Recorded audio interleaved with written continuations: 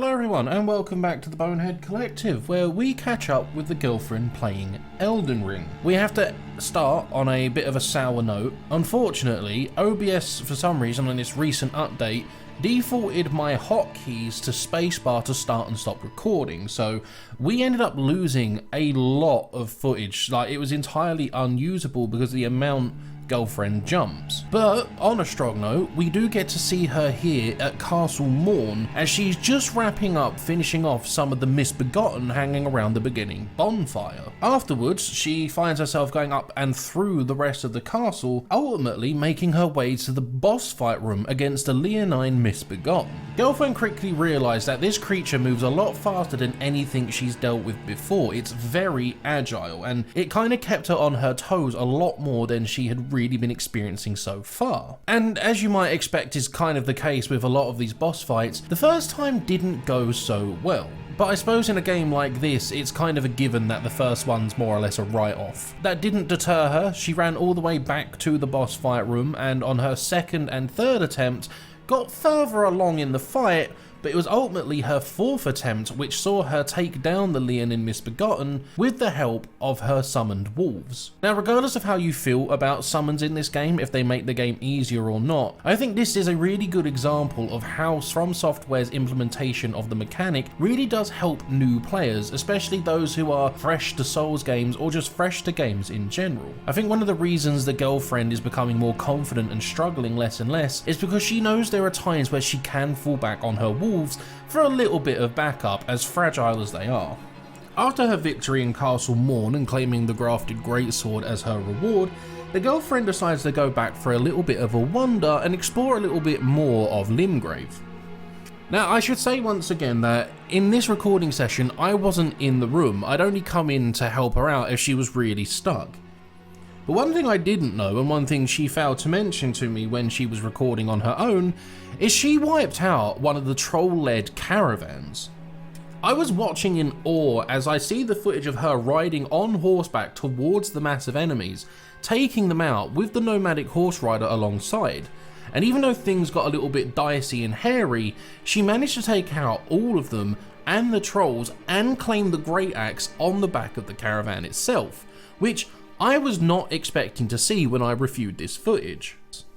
Not long after this, the girlfriend comes across some more church ruins which are being patrolled by two undead skeletons. Now, I know this is purely accidental as she would have no way of realising they regenerate after a while, but girlfriend killed the first skeleton without much of an issue, and then when she saw it glowing blue, I don't know if it was some kind of instinct or if it was a slip of the button, but she killed the skeleton and stopped it from regenerating, which again, I know is purely accidental, but I can't help but feel like it was slightly intentional at the same time.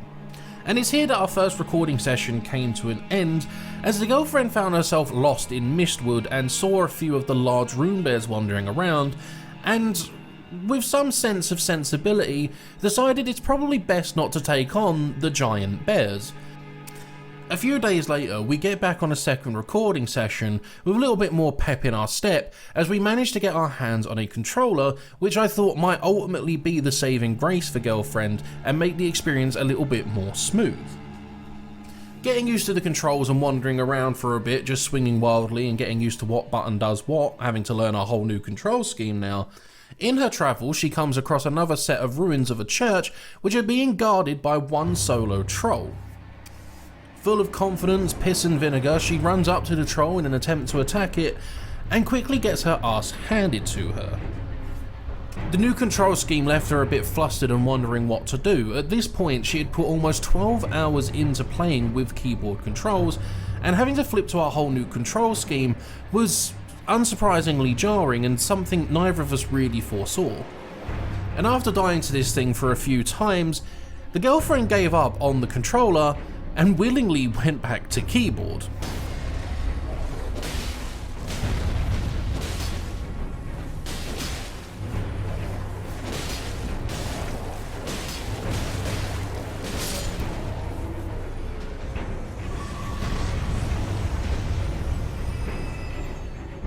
Where, unsurprisingly at this point, she took the troll out on her first attempt using keyboard controls. Not too far from this troll's location is the bridge where you can find one Kenneth Haight, who is standing atop this bridge proclaiming he needs help from the demi-humans below, which makes you wonder how the demi-humans haven't realised he's up there when he is literally telegraphing his position. She chooses to ignore this for now as the whole situation confuses her and heads southeast, where she manages to get a drop on some demi-humans that weren't paying attention and comes across another nomadic merchant, sells some of her stuff to him, and then makes her way to Fort Haight, or Haight, however you pronounce it. Clearing out the basic fodder in front of the fort, she finds herself fighting a pumpkinhead for the second time, but makes really quick work of it, I might say. She then goes on to clear out the weird ghoulish looking men from the fort, and comes up against one of her biggest nemesis so far, shieldmen. From the start of the game till now, the girlfriend has always struggled with fighting enemies with a high poise stat or ones that can take more than a hefty blow. She runs. She wants to try and find somewhere a little bit more tactically advantageous for her, or at least that was the excuse she gave me. After running back to the entrance of the fort hoping to de-aggro the shieldman, she waits for a little bit to see what he's doing, wondering why he hasn't chased her as far as she has gone. And when she looks inside, she realises for some reason the shield bearer had entered one of the lower rooms in the courtyard and was just facing the wall, seemingly stuck or bugged out in some way. And this is where her tactical advantage comes in, as she takes full advantage of this situation by introducing the shield bearer's spine to the tip of her greatsword.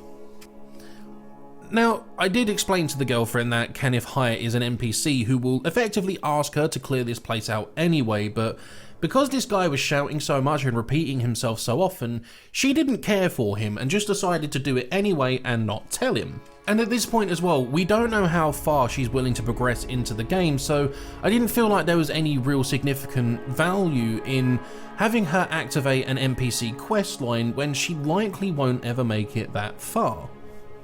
But nonetheless, with the fort clear and her confidence boosted ever the higher, she makes her way back into Mistwood, where she comes across a set of ruins where she can hear a howling noise. And because of how cryptic this game can be with what it wants you to do, I didn't really take any issue with explaining to her that she then needs to go back to the Church of Ella and talk to Carle, and then return to this exact spot. Which she did. She got the snap gesture from Carle, came back here, snapped her fingers, and Blaidd dropped down like a good boy. Talking to Blaidd here activates a mini side quest of sorts where he asks you to look out for one of his fallen allies or an enemy. I've never been too clear on it, but by doing this and then heading over to a jail nearby, you can fight a creature and get what is effectively one of the best early game weapons. And at this point, in the nicest way possible, girlfriend needs all of the advantages she can get, so I pointed out where the jail is on the map and she began making her way there. After a short horse ride later up from the Weeping Peninsula, the girlfriend comes across the jail and enters it, quickly summoning Blaidd to her side and commencing the fight against the Bloodhound Knight. Still recovering from the Leonine fight, girlfriend wasn't really expecting to see another loose, limber and acrobatic enemy, so she just let Blaidd do his own thing by chiming in where she saw an opening and helping Blaidd overcome the Bloodhound Knight.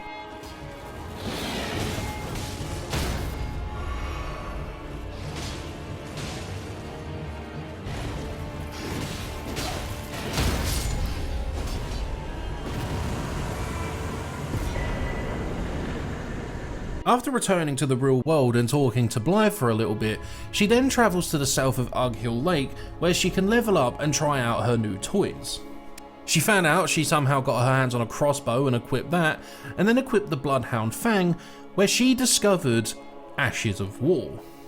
Or more specifically, the Bloodhound Fang's unique Ash of War, Bloodhound's Finesse, which lets you attack and then retreat at an alarming speed, and is one of the reasons this weapon is as good as it is. There's a reason a lot of invaders think that this is such a good weapon and that they're going to be a master of PvP from it. Needing a bit of a calm down from the high octane action she just endured, girlfriend decides she needs to calm down a little bit and goes for another wander, where she comes across a bridge with a wandering pumpkin head on it and again quickly makes work of this creature. I pointed her in the direction of where D can initially be found just outside of a flooded village, thinking that she would be ready to take on something like a Tibia Boatman. As at this time, seeing how quick work she's making of things like pumpkin heads and trolls, I thought she might have a bit of a chance here. So she went off in that direction, and after Torrent got shreked, she enters the flooded village and rushes down the boatman, who teleports away, which kind of annoyed Girlfriend, wondering why an enemy would have this ability, before tracking them down and attacking them again. And this is where we both realised that maybe this wasn't the right call. She wasn't doing as much damage as we both thought she should be, and unfortunately the boatman made quick work of her. And this is probably where Girlfriend experienced her first true rage quit. As much as she won't want me to say this out loud, as soon as she died to this, she got angry about how little damage she was doing, how much damage it was doing, calling the game stupid, and ending the recording session there. Which, even though she wasn't screaming and shouting and didn't flip a table, I am qualifying as her first ever official rage quit. And that's where this session ends and this episode ends for now. I know it's taken a little bit longer than I promised to get this one out, but real life got in the way, and then when we lost the footage and were waiting on the controller, we decided it was best to hang on a little bit and get some extra footage for you guys so you can get a little bit more bang for your buck. But it is nice to see that Girlfriend is ultimately enjoying herself with this game. She talks quite proudly about some of the things she's accomplished. I don't know how long it's going to take for her to be even close to ready to fight Margit, but at the pace she's going, I would say that she is well on her way to taking out the first true boss of Elden Ring.